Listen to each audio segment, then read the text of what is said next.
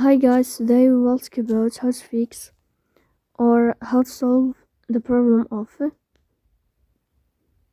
not responding on the application of NFL. We go to settings. In this page, you will go to apps, default apps, app settings. In this list, you will go down until you search or you find this page of NFL app.